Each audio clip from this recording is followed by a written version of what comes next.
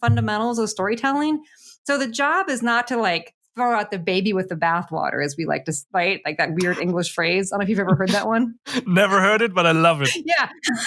The idea, like after you bathe the baby, you throw out just the water. Don't throw out the baby too. Just throw it out the window. Doesn't matter. Yes, it's clean now. Can go anywhere. You need to keep the baby. Baby needs to stay.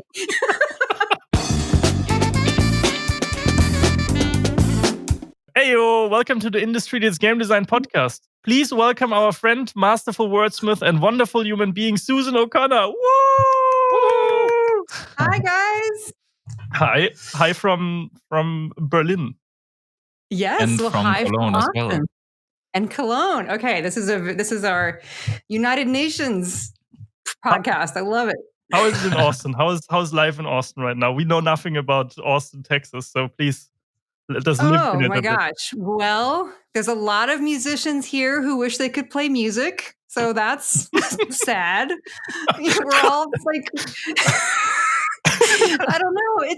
It's good. I mean, it's a lot of people who just basically wish this coronavirus was over, but everyone's kind of making the best of it and riding their bicycles around and eating breakfast tacos and, listening to Johnny Cash and missing each other. That sounds great, actually. It sounds like a dream life. Come see us. Oh my God, it's a fun town. Really, someday you should definitely figure out a way to. Austin's not real convenient, I know, to Germany, but there's got to be some excuse because it's a really fun town. We'd love to have you. That's awesome. Well, I love the States. I've been there a couple of times, and I always wanted to go to Texas. So definitely on the list. It's wild here. I'll tell you what. I'm sure you've seen the news. It is a wild state. It is a wild state. How's the situation? Oh yeah, go ahead. Sven. Sorry.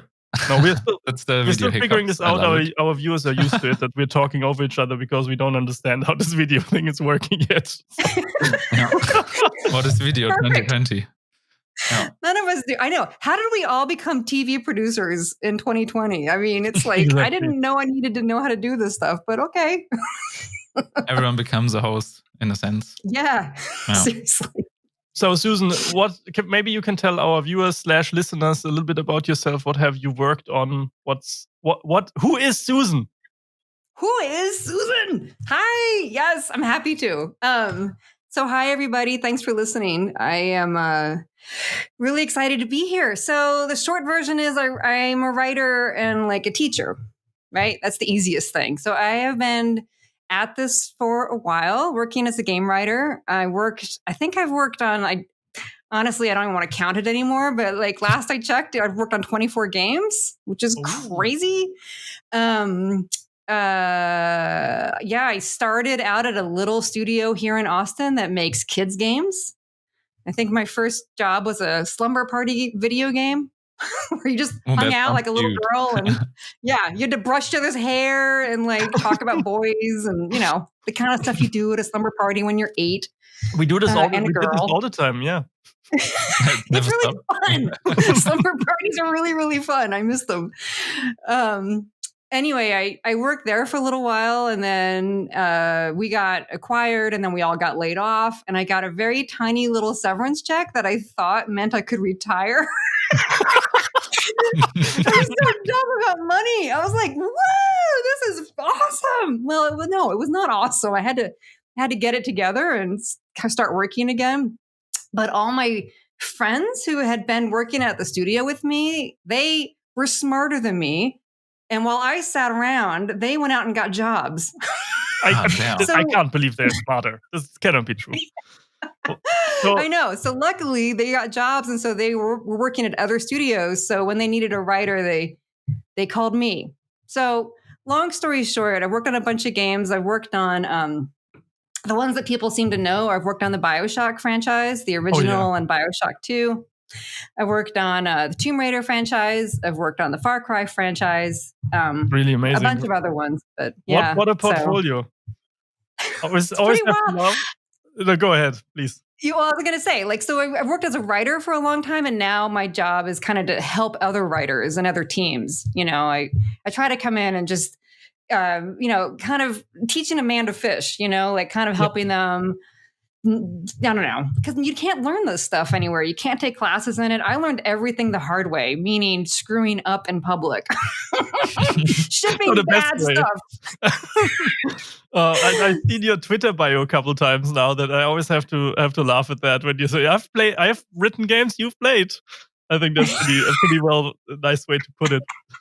Edwin, when he was on the podcast, Edwin McRae, he said something like he's like a narrative angel. Like he comes in and he saves projects. Are you doing something like that with your teaching and advising other studios? Yeah, kind of, right? And so like I come in, I sort of work with different, so let's see. So I work with studios and then I also work with writers. So I work with studios to like help them kind of get their project like off to a good start, or sometimes I come in because everything's on fire, and they're in trouble and everyone's fighting and it's very stressful. So I come in like Switzerland to try to calm everything. Like, hi, I'm a neutral observer, just here to help, that kind of thing. And then I also work with writers like in my master classes. And the reason I do that is because I feel like storytelling in games is such it's such like a uncharted territory. Like we've really learned a lot about how to tell stories in games over the last 10 years, but we've so much more we could do. Like the potential is huge. And the way to kind of make the art of storytelling go faster in games is to kind of have classes and have a chance to really kind of think about it and innovate instead of just sort of trying to deal with one disaster after another during production. You know what I mean? A writing think tank in a sense. Kind of, yeah. Or a narrative design think tank. Yeah. Totally, yes, exactly it. So that's kind of where I'm at. I'm helping people out any way I can, basically. That's cool as hell. I'm sure many people need that. If you see the narratives out there that exist. I probably can't ask you what your least favorite game you've worked on is. So I'm going to ask you, what is your favorite game you've worked on? Well, yeah. I think that like there's a couple of different ways I think about games. Like there's the game projects I learned the most on. Then there's the game projects I had the most fun on. Those are not always the same. One of the projects actually that I really loved, I hate to say this because this is kind of a cop-out, so I apologize in advance, but the project was canceled. Okay. But I loved working on this project because the designer was so great and he was so much fun to work with. And he taught me so much about how to bring story and gameplay together. Like, like sometimes work just feels like hanging out with friends. That's what it was like working with Pete. Like, I just wish I could work with Pete for the rest of my life. Like, he was just so great. And he's in Scotland right now. And if he's listening, Pete, I miss you. Can we shout out Pete? Yeah, does he have Twitter? Pete. Can we shout him out? Yeah. Oh, he'll be totally mortified. Yeah, it's Pete Lowe. There, I just busted him. Love you, Pete. I know you hate me right now. Sorry. No, I don't think so. I probably loved it. We have a positive vibe here. He's just adored, And he's a great guy. Yeah, he's incredible. Wonderful. So I think he's awesome. I think he'd be great on this, actually. I don't know if he's a shyer guy. I'm pretty extroverted, but if you talk him into it, I'm happy to put in a good word. I'll be like, Pete, you should do this. You just need to find the proper bribe. Yeah, the proper bribe. Yeah, we send him a care package from Germany with chocolate. There you go. Man. Perfect. I did have another question that is, of course, everyone's always going to ask you about your work on Bioshock, right? And I wrote my thesis with, I got this new term, right, into living. This is environmental foreshadowing, and I based it hugely on the lighthouse concept from Bioshock, the foreshadowing concept that overspans mechanics, characters, and touches on everything. Is a cool location, level design. Just it's inside everything, right? So I was wondering, because I love Bioshock so much, what was working on the first one especially like, and just generally any anecdotes you want to share from your Bioshock production side? Yeah. So, I have to open out by just like all hail Ken Levine. He was the creative director.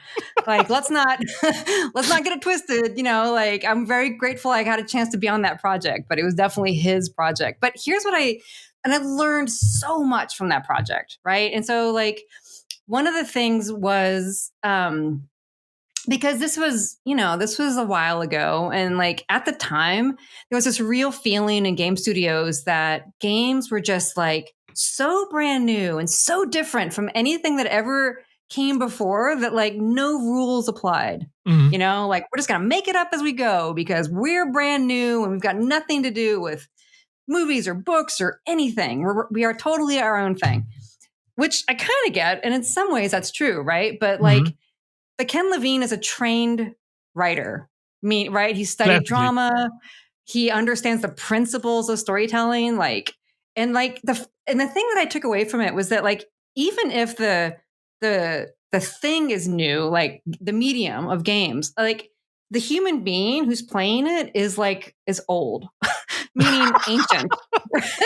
like we've been around a long time. This brain of ours is hardwired, to like understand story in a certain kind of way. And that's not going to change anytime soon. So you've got to, I think it's so, I guess what I'm saying is like that project really helped me like embrace and respect and love the fundamentals of storytelling.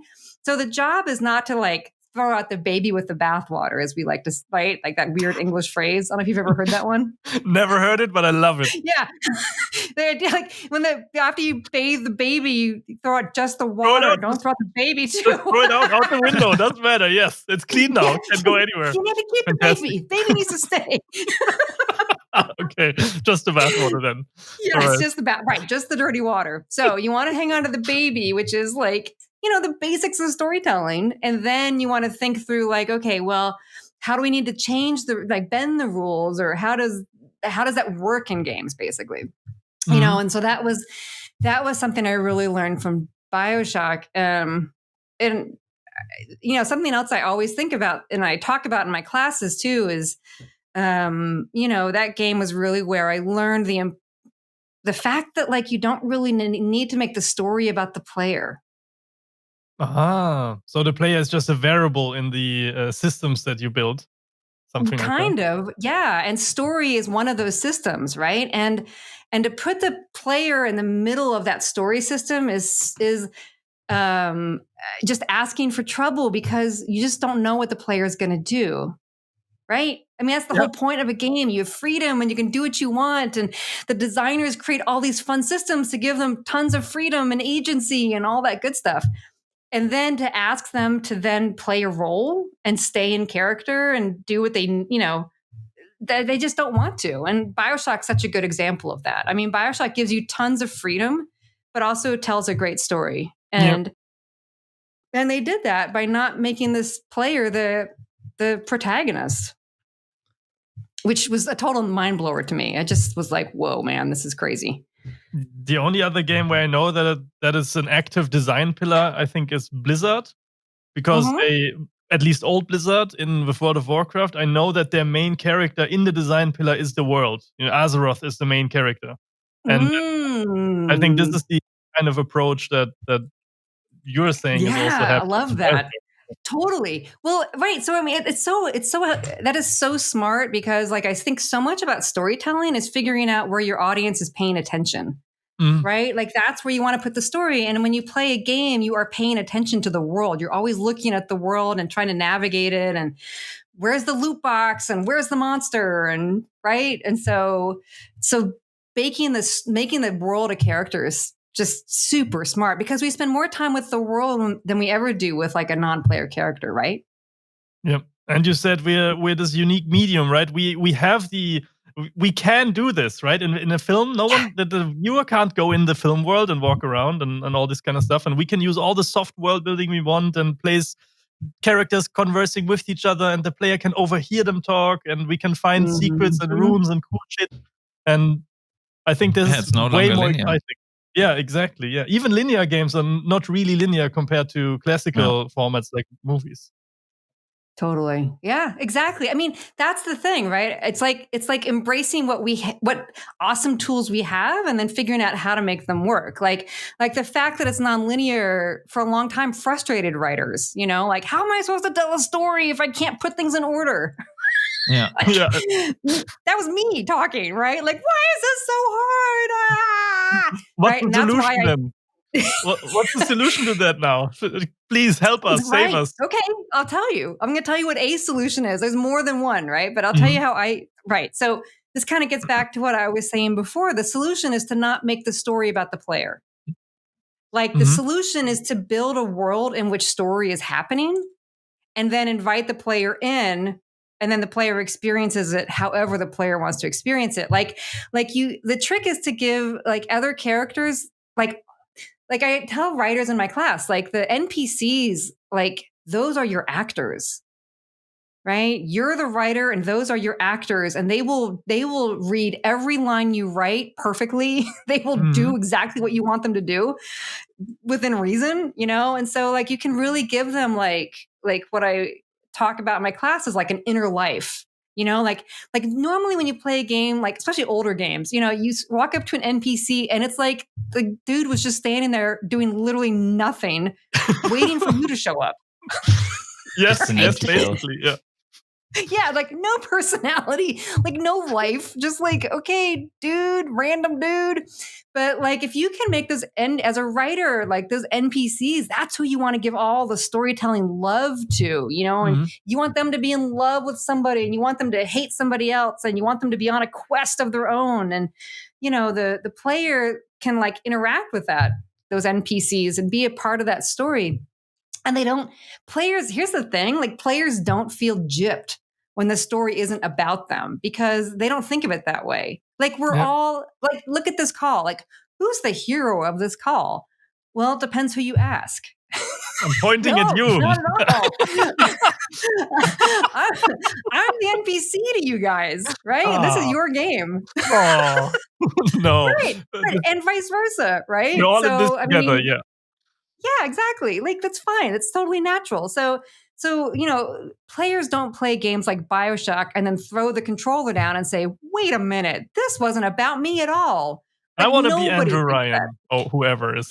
Yeah. Totally. Right. I mean, that's the other thing. You want to, as a writer, you want to create an interesting story, which a lot of times involves suffering. Players don't like it when their characters suffer.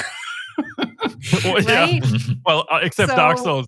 But yeah. Yeah, right. Exactly. Except Dark Souls. Right. Exactly. Every game designer's favorite game. But like, I think we're okay if someone else is suffering. Like Andrew Ryan doesn't really win. Yeah. It's not exactly a winner in that story, right? But we love it because it's entertaining. It's a great story. That's interesting. Even in like games like God of War, where you have still already a main protagonist who is already super established in the form of Kratos, the game still puts its focus on all the side characters. And when you are not playing something or someone you generated, you are, I don't know, embodying this established figure, but all the other characters are basically making up most of what is happening. So you're only kind of reacting to it. Yeah, exactly. And I think that's what we're trying to figure out as game makers is like, what's the balance? Like how much does the player want to react to an interesting story versus how much do they want to drive it? I mean, it really kind of comes down to the kind of gameplay you're creating, I mean, and the balance that you want to create, right? So like if there's tons of gameplay, you kind of almost have to keep the story simple because the player is so focused on like mechanics and systems and getting it to go that like they don't have a lot of room in their brain for things like relationships and characters, right? But if you play a game like Walking Dead, the gameplay is pretty simple.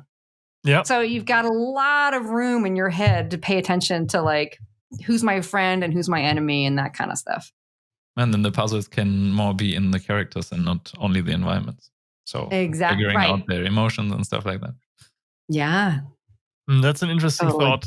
When I'm thinking about like taking agency away from you spoke about this balance just now, right? Between and then I want to make a similarity to something we talked about in the last episode, that is taking how much agency can you take away from the player without them being angry at you, basically, to tell a great story, a compelling like story with intent, and how much even needs to be there so the player doesn't feel like he's like, if he has all the agency, how can we stop him from feeling that this is like has no use, or you're wasting your time because there's no intent behind everything you're experiencing? Totally. I was just talking about this last week in my class at university about this idea, and I got this from Jesse Schell, who is like, again, super genius. Like, thank God Jesse Schell exists and writes books and gives talks because he's so smart and he's got so much to say. I love him. But like, he talks about this idea that we have this idea that we need to give, to your question, which is such a good one. Like, how much freedom do we need to give the player? We need to give them as much freedom as possible, but don't we also have to give them like something interesting, a world that seems to matter and that kind of stuff, right? So I love what he said. He goes, we don't have to give them freedom. We have to give them the feeling of freedom. As long as the player feels free, then you're fine. Like, I love that there's this sentence that I like have like tattooed on my brain, which is, all that's real is what you feel. Oh, that's good. Yeah, I like that. So smart, right? All that's real is what you feel. So there's so many ways that games can control the player indirectly, right? I mean, we know when we're being controlled directly, and we're like, get your boot off my neck, like, stop it. Like, when games get really kind of takes the agency away from us, like a cutscene's a perfect example. There you are, minding your own business, having fun, and then all of a sudden I'm supposed to watch a movie, right? I mean, players just hate it. I get it. And I write those things. You are the evil for the players. No. Yeah, right. And so that's an example of like push storytelling, right? Like, I'm going to push this story on you, like, ugh. But like, another way you can do it is like pull storytelling, right? Like, you can, instead of forcing the story on them, you can put it into the world and then invite them to discover it on their own. Yep.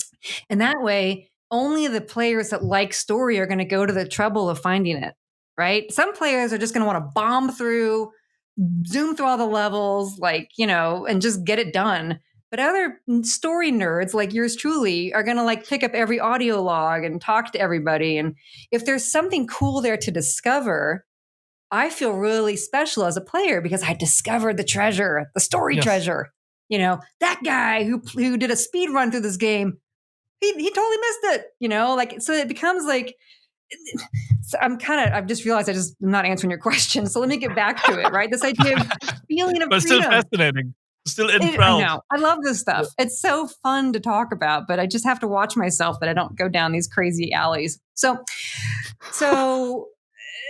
balancing agency in a good story, it's all about indirect control, like the example we gave is about indirect control, and it's about understanding what the player's fantasy is and like letting them live out that fantasy. So like the example we used in class this week was Rock Band, right? Like the fact that you play Rock Band with a guitar is a form of control of the player. Because when we hold a guitar, there are certain things we want to do with it. And that's what we're very focused on. Like, oh, cool, I get to play guitar, right? Without actually being good at guitar, yes. Yeah, right, exactly. Whether I'm good or not, I can pretend to be good. This is my fantasy. Look at me, I'm Van Halen. Woo! Yeah, exactly, right? Yeah. But if I didn't have a guitar controller, if I had just like a keyboard or whatever, maybe I'd want to do things other than play guitar, Maybe I'd want to like jump off the stage or like, meet some girls or whatever. But the guitar limits what I can do, but I don't mind because I feel so free because now I'm a rock star, right? Yep. Now I'm a guitar god. This is so cool. So it's really Fantasy about fulfilled. So. No. I was just throwing in fantasy fulfilled. Please finish your thought. No, I didn't mean to. I have to watch. I'm like you. I love talking. It's fun. Yeah. we're already like having Sven all side. He's just listening. I know. Sorry. So sorry. No, good. I can't as much contribute because I'm not like a writer in any specialized way, but still I can of course share experiences in that way. And I was just thinking at that moment where you mentioned like giving the player control on taking it away, like the cutscene moment, and then going back to Half-Life Alyx, for example, they still have something in cutscenes, but they are more like choreographies that happening in front of you, and you remain in control. You can touch all the actors in the cutscene and stuff like that.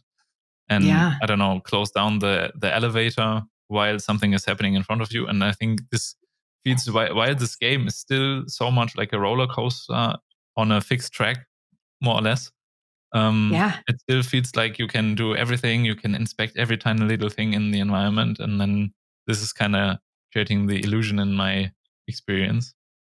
So, yeah. And a big part of it is the kind of player the game is for too, you know, like my boyfriend is a level designer and he really likes games that are super hard to play. And I hate those kind of games. They drive me crazy. Like I hate playing a level 20 times. I just, no, because it breaks the fantasy of the story for me. You know, if I have to hear the same lines over and over again, of course I'm very focused on the story. So, you know, some games are made for players like him and some games are made for players like me, you know, like Uncharted, perfect example. I love it. He doesn't, you know, but that's okay. Like, that's what I love about this time is that like we have such a huge variety of games now. It's like whatever you like, there's a game out there that's going to work for you. Oh yeah, for sure. But coming back to that elevator scene that Sven mentioned, I think that's one of the best examples of a modern cutscene or how a modern cutscene should be. I don't know if you've played the game, but if you're in this elevator, essentially, Which game is it? Half-Life Alyx, the VR Half-Life. Yeah. I've played Half-Life 2, but not Half-Life Alyx. But tell me. Okay, so you're in this elevator, right? You're the main character. You're the Alyx, the I think daughter, right? So you go down this elevator. You have no guns yet. You're just in there, and you're in the prologue essentially, and the elevator doors open. And what you're seeing is you're in VR, so you're very immersed. What you're seeing is there's these the evil dudes in the Half-Life universe. Forgot their name. Shame on me. The Combine. Thank you. The Combine are clearing out a resident's apartment essentially and holding him at gunpoint.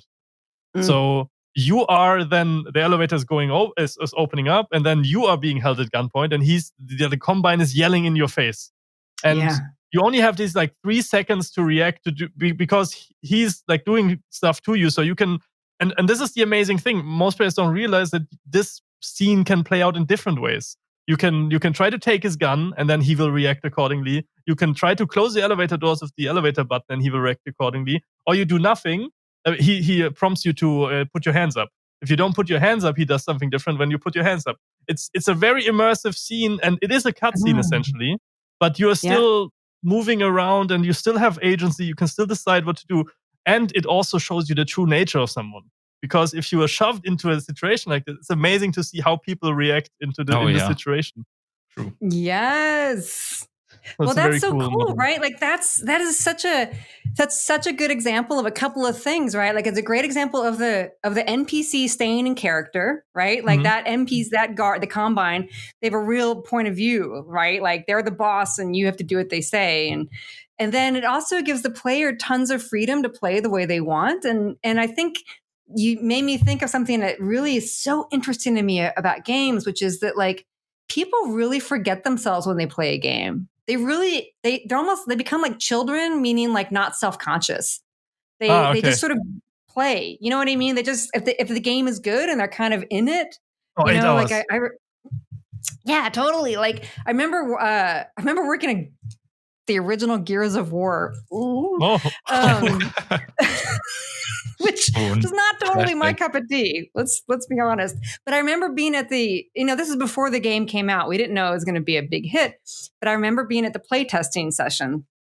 And the way the room was set up, like the team was in the middle, and then they had all these tables set up with the monitors. Anyway, so all the players had their backs to us. So we could see over their head to whatever they were playing. So we could watch all these guys playing, and I can still remember this one guy. He was probably like 40 years old, probably ex-military, you know, had a shaved, I can see the back of his shaved head, you know, tough guy, you know, and he's playing this game, and I can see his screen, and it's just like, just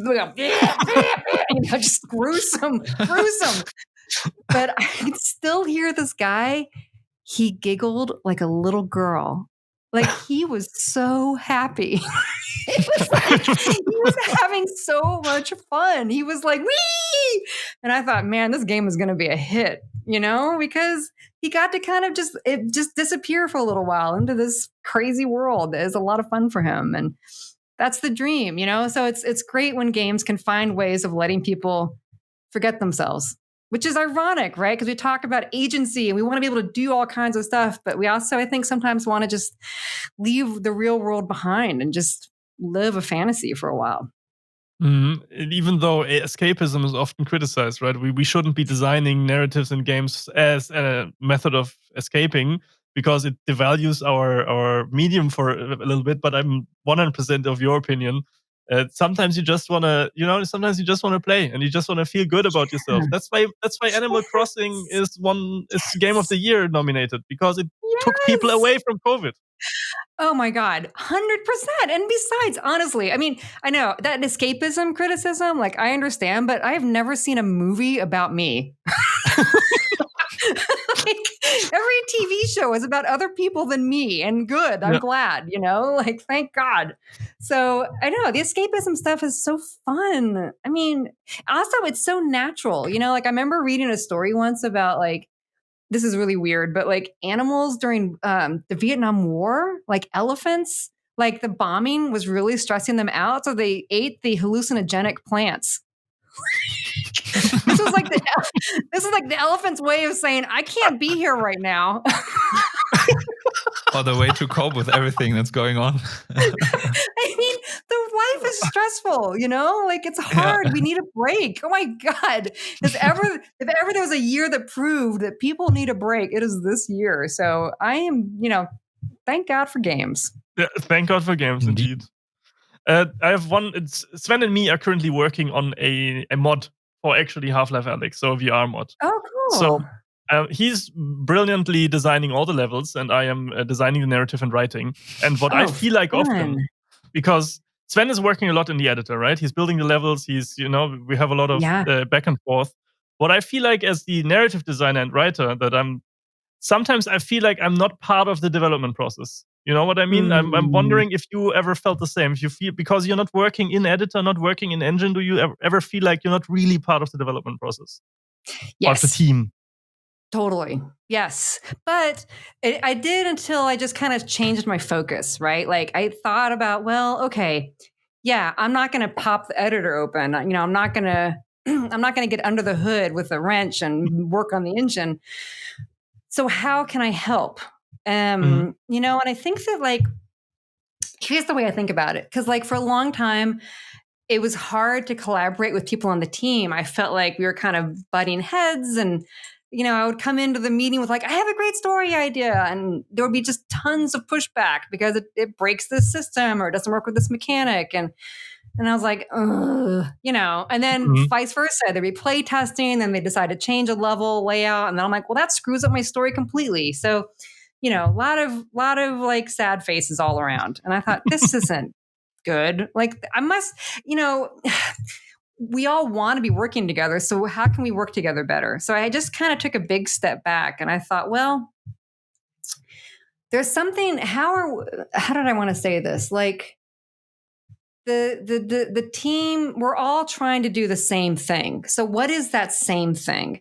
And the way I kind of landed on it was, I was like, well, we're all trying to create an awesome experience for the player. Right? The writer and the designer both want to create a great experience for the player. Like, kind of an emotional journey. They want it, right? They want the player to feel something when they play the game. Yep. And so then the designer and the writer are just using different tools to accomplish that same goal, right? Mechanics and systems and level architecture on this side, and then like characters and relationships and dialogue on this side.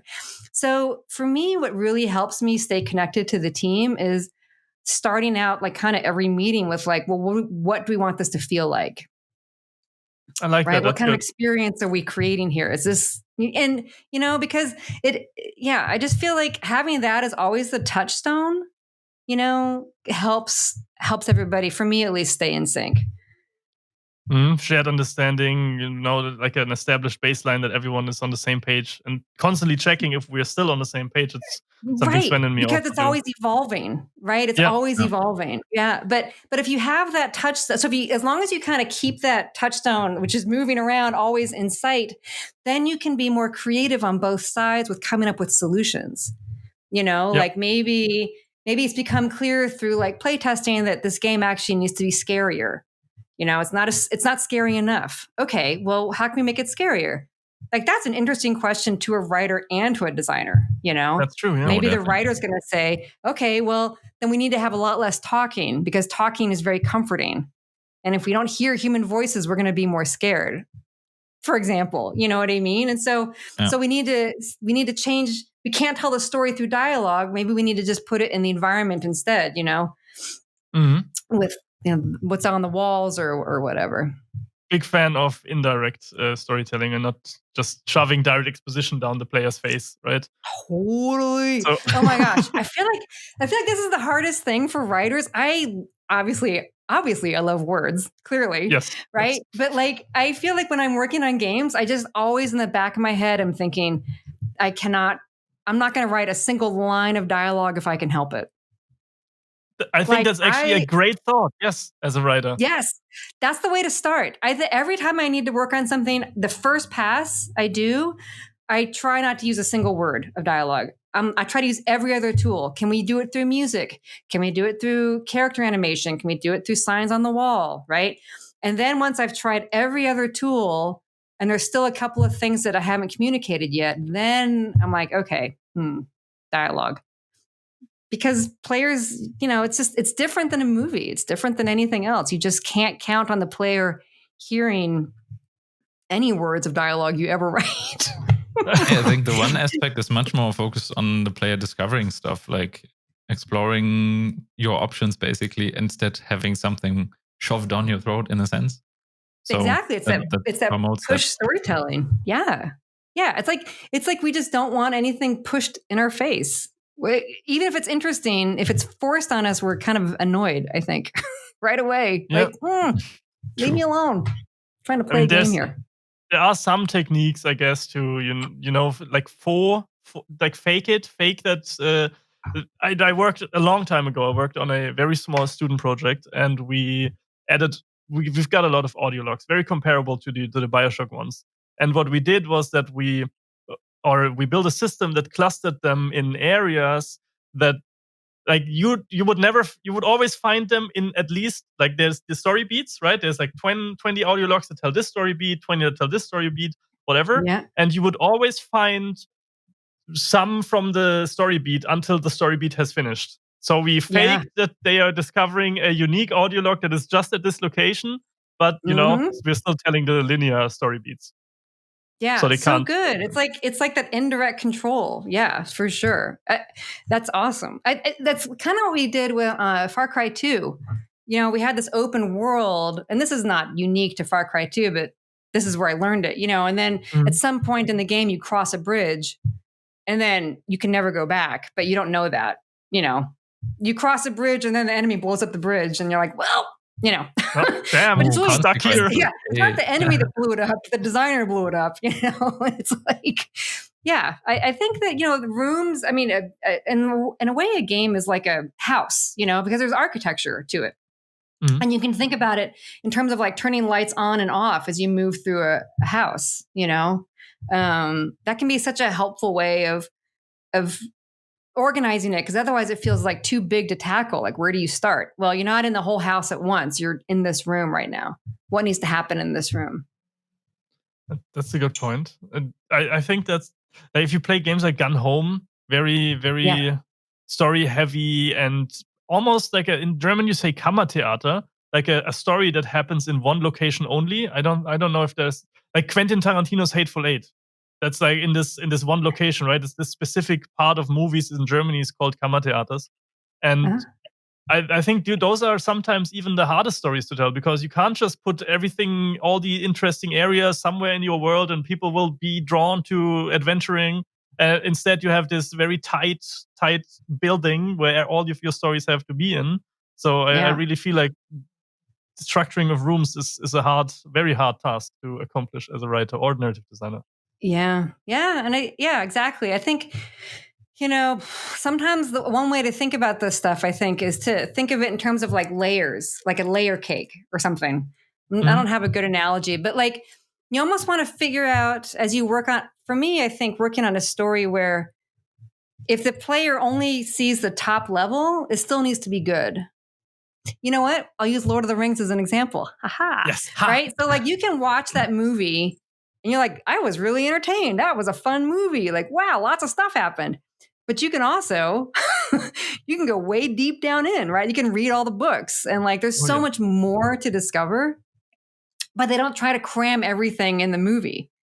Right? They just figure out what you have to kind of understand to be able to follow along.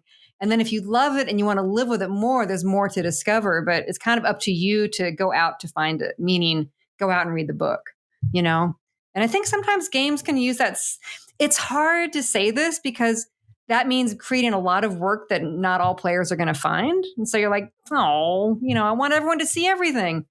But players have freedom, you can't force it on them. All you can do is, I think for me, like do the best work I can. And then the people who want to find it will find it.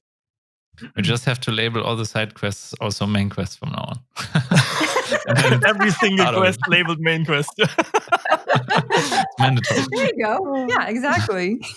I think a great example for this is also like what is always brought up, right? The classic modern example is Skyrim versus Witcher, right? You're both open world games, both you can do wherever, you can go wherever, but one is telling a story of a predetermined character that has has set decisions that he will probably make based on his character and story world, and the other one is just about you. Like you can be anything and do anything. So, what do you think is, or what do you feel like is the harder of the two to design? Well, I think in both cases, I kind of start with the same approach, which is that like the player and the avatar are not the same, right? And so whenever I need to design a player character, I think of it like like a road trip. Like, have you ever been on a road trip with a friend? Yes. Right? You get on the Autobahn. Yes, exactly.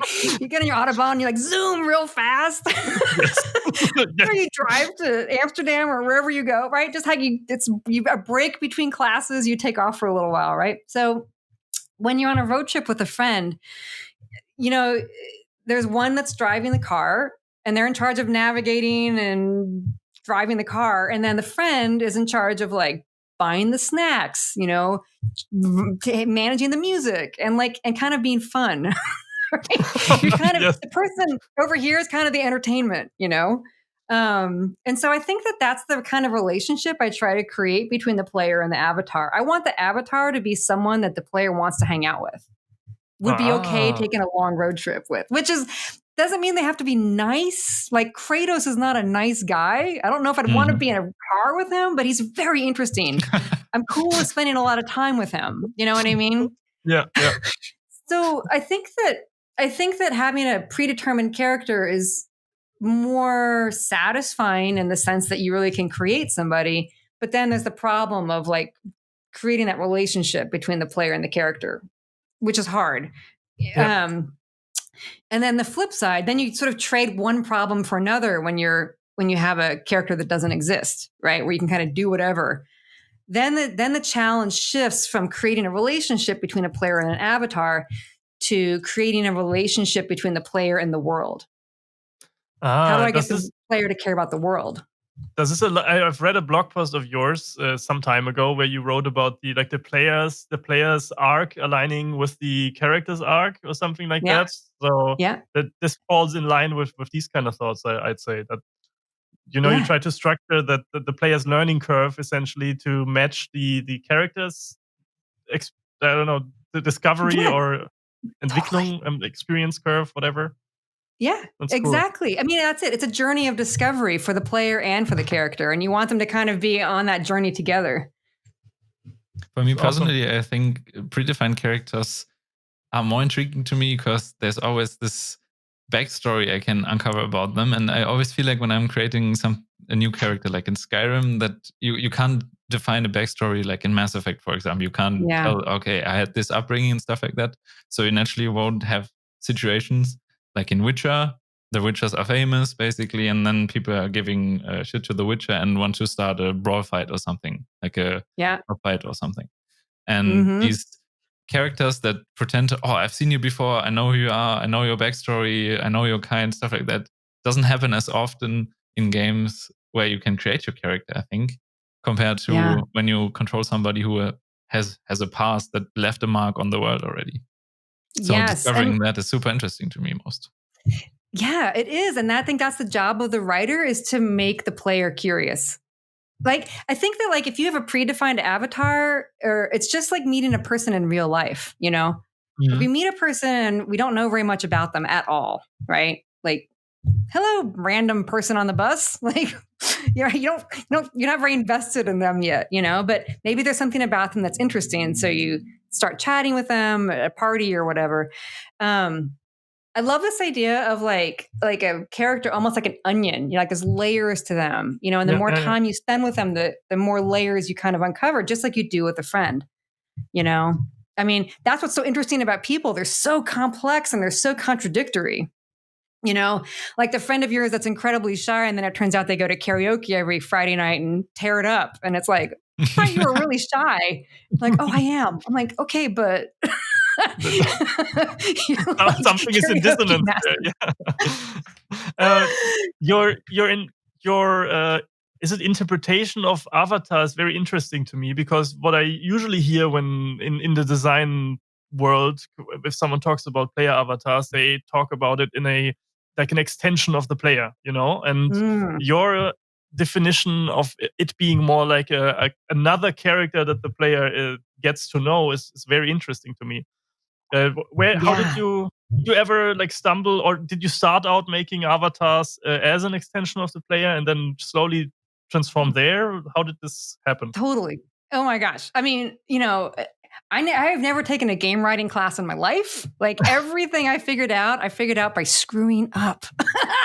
It's a secret to becoming a great game designer. Yes. I mean, you have to almost be like a scientist when you're working on games. Like, well, I'm just going to try this and we'll see what happens. You know, I mean, this is what I love about scientists. They don't fear failure. And I think that's such a healthy attitude for us to take as game developers. Like, we don't know yet if this is going to work. Let's just try it and see. I think, the idea of having a character as a extension of the player, that still works for certain kinds of games. I think for me, it's really so I just wrote about this actually last week. This idea of like figuring out who the most important character in a story is of a game. And the most important character is probably the person sitting in the seat playing the game, right? Like what the player wants to do is the most important thing. And what the player wants to do has kind of nothing to do with the story. What the player wants to do is play the game. And so you figure out how the player wins the game, because, you know, maybe you need to kill the god of war, or maybe you need to save the universe, or, you know, whatever. Like different games have different win states. Figure out how this particular game is won, and then you design a story that works with that. And then you give so you can, it depends how much of a story you want to tell, I think. I mean, if you want to make the character just an extension of the player, okay, then you have to ask, well, do you want a good story in this game? And I felt like, yes, definitely. Okay, well, then you've got to put the story in the world. This is the Bioshock approach. Yes. Right? And Witcher, right? It's both. And Witcher. Right, exactly. Right. So you can totally make you can make the avatar a sock puppet, right? Which is what we're talking about. Like there's no personality there. The player just puts on the sock puppet and moves around the game with the sock puppet. You know, you don't want the sock puppet to talk back to you. You're like, shut up, sock puppet. Do what I say. I told you to go over there. Jeez. Right. So it's totally okay to make a game with no story. Like games don't need stories. Yeah. You know, Movies need stories, books need stories, but games, Tetris doesn't need a story, you know? So I think it just comes down to like how important story is. I mean, everyone on the team's got to be on board with it. I mean, the writer is not going to convince anybody, you know. The creative director also has to be psyched about story, and the lead designer and the executive producer, everyone's got to be like, yes, that we're definitely doing a story game. Yes. And then you either create a really defined character that you put, then the player then has a relationship with, right? Like me and my avatar were like a little team going out in the world together. Or you use the Bioshock model, have the sock puppet, and then just make a really interesting world that's very alive and tells an incredible story, which then you just discover.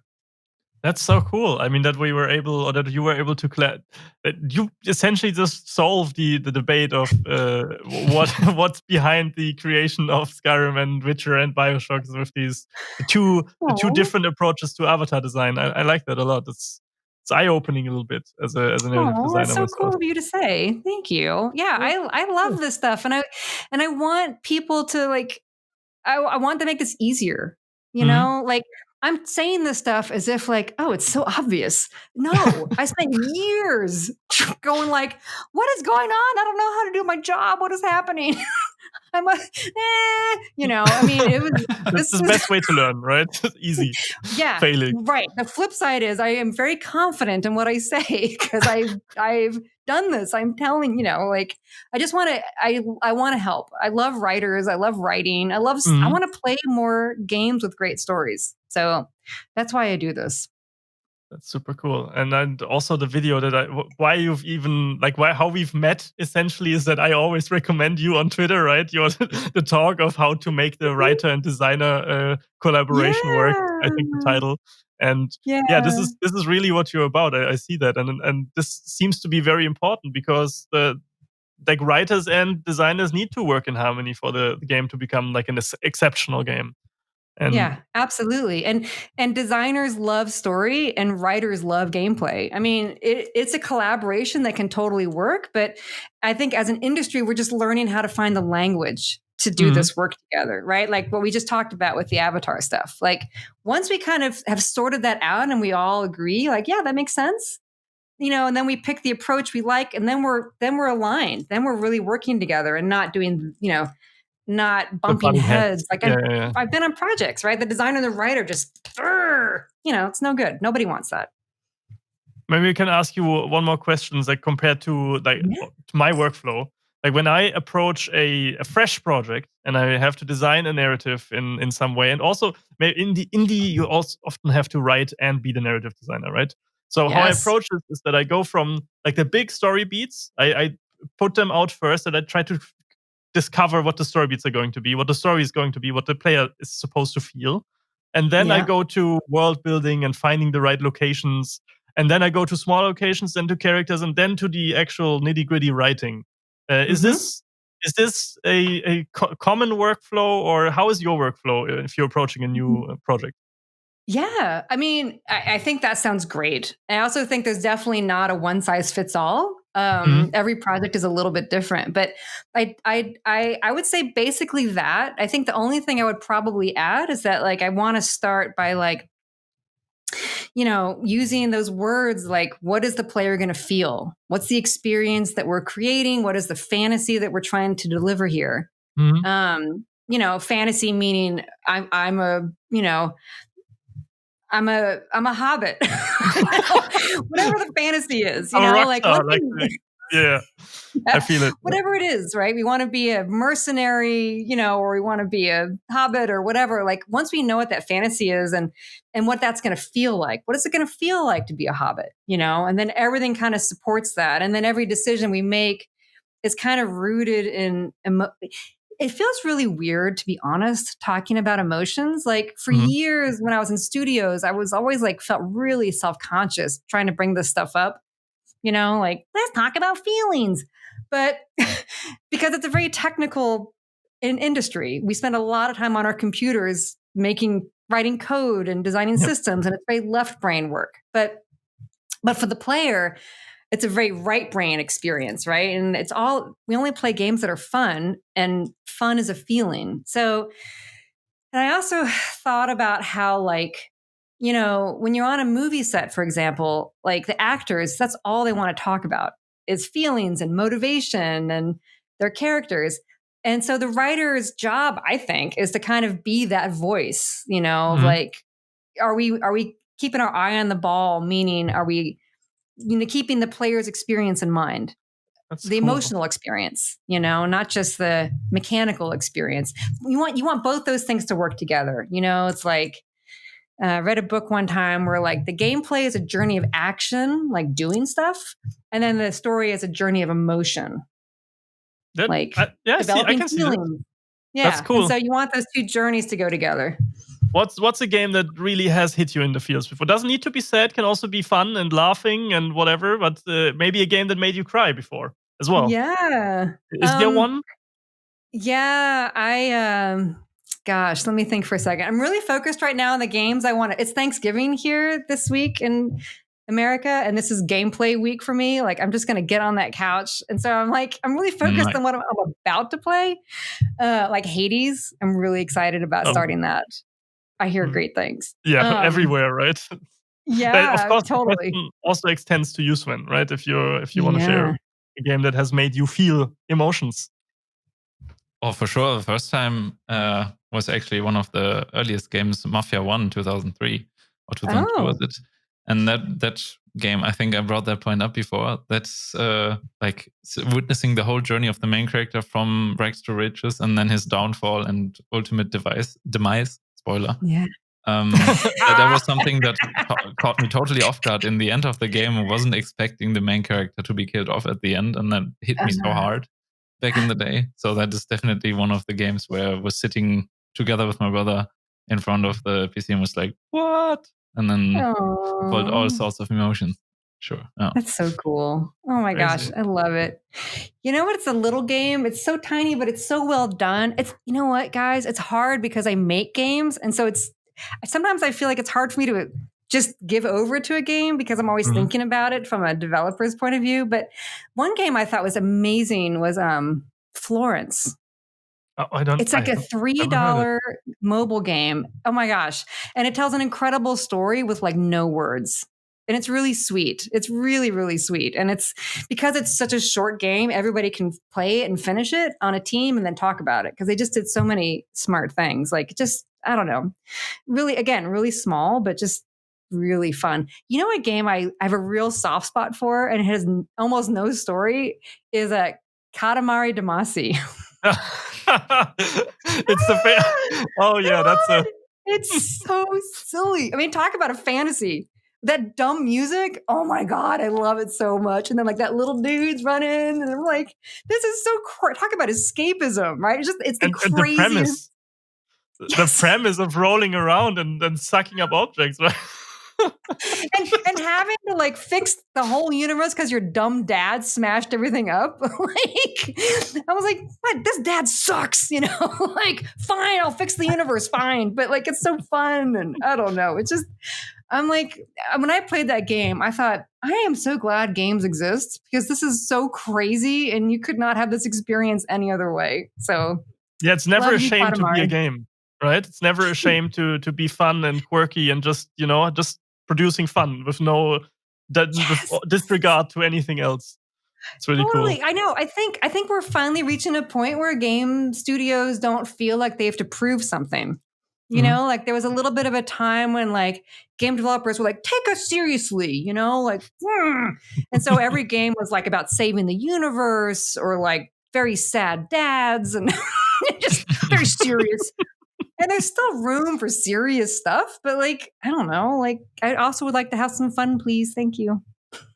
Yep. But one of the games that made me feel emotional is also a fun game. It's like I played what started the VR craze for me was the Accounting and the Rick and Morty game by Justin Roiland and his studio, right?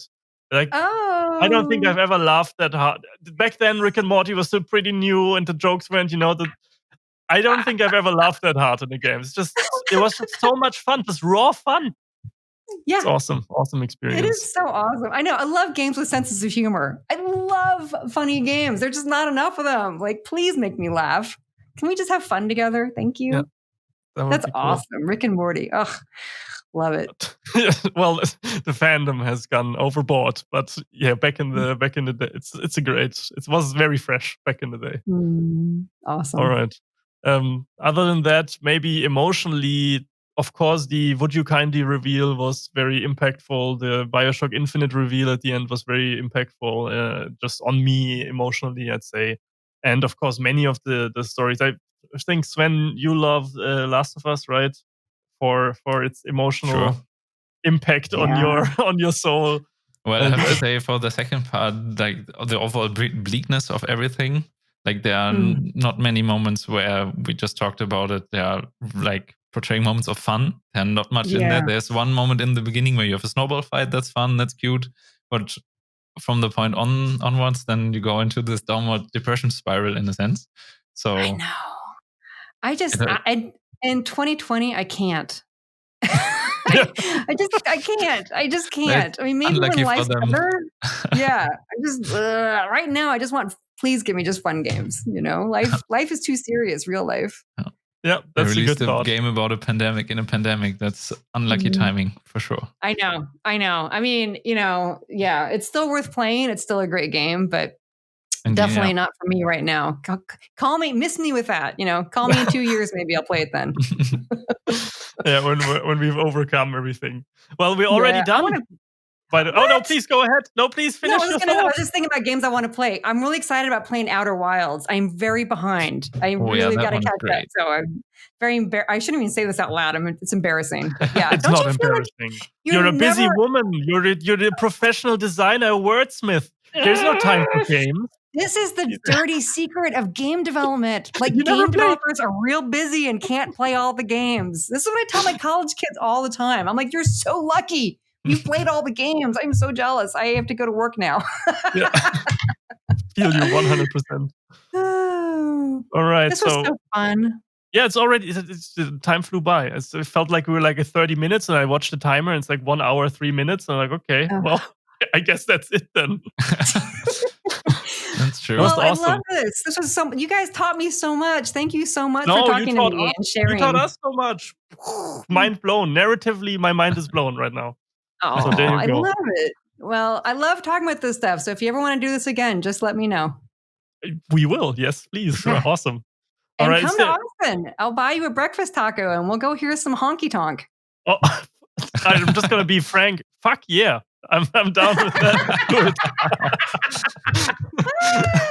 Oh my God. I got it. There's a margarita here waiting for you. Okay. Oh, wonderful. That's perfect. Is there anything you still wanna push, pitch, maybe greet family, whatever? These are your 1 or 2 or 3 minutes, whatever you need.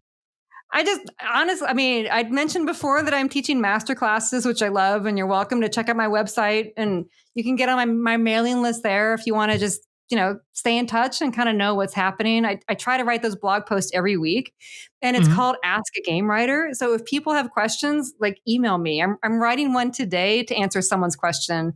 Someone had written in about, like, all these job titles are totally different. What's a lore writer? What's a narrative designer? What's a this? What's a that? And so I'm going to try to answer that question. So stuff like that. I'm here to help. And super other cool. than that, like, what's the email? Where can people reach you? Oh yeah. Okay. So it's kind of a mouthful. So the website is sorry in advance. It is SusanO'ConnorWriter.com. Easy. On point. It's easy. It's Rolls off the tongue. Perfect. Yes. We also put it on the screen, and we will also put it in the episode description, of course. Oh, thank you. It was really wonderful to have you here. Thank you for being on. Yeah, well, thanks for the time, and thanks to everyone who took the time to listen. I really appreciate it, and I hope everyone had fun. Yes, we appreciate you all. Maybe, Sven, you can still push our socials as well, and then I can not only push our socials. If somebody wants to follow Susan, of course, on Twitter, I think it's Blue Puma. Yeah, that's a cool name. I used to have a pair of Blue Pumas, and I loved them so much. Perfect. Oh, that's where that came from. Cool. Yeah. Yeah. And other than that, if you, of course, want to follow the podcast on Twitter, then it's @IdiotsIndustry, or on Instagram, it's the other way around, @IndustryIdiots. And You can also go into the episode description, of course, and all the links to all the websites and socials can be found there. So that's where you find it. All right. I'm so glad you guys started this podcast. It's so much fun. I love listening to it. That's so you wrote. I mean, the people don't know, but you wrote the most wonderful email, like of the. That was just wonderful. Just thank you again for the feedback. So cool. Well, I meant it. It was sincere. All right. So as always, bye. Bye.